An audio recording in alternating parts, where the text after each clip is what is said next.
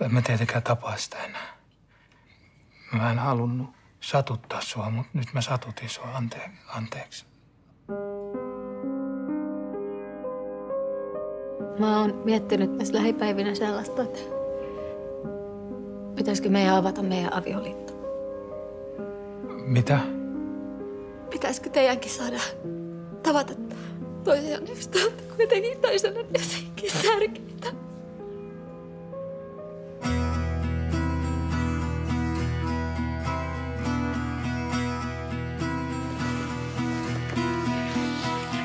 Oot sä Julia Kruunström? On. Miten se sitten niin kuin käytännössä menisi? Varataanko me Google-kalenterista jotain Matias-vuoroja? Ette kai te ole eroamassa? Ei olla eroamassa, mutta me ollaan Matiaksen kanssa polyamorisia. Mun pitäisi varmaan puhua sun kanssa yhdestä asiasta. Rakennan sun sydämesi taloa, mä rakastan sua enemmän kuin Jumala. Rakennan sun sydämesi taloa. Tämä ei ole pelkästään mun ja Julian välinen asia, vaan meidän kaikkien välinen asia.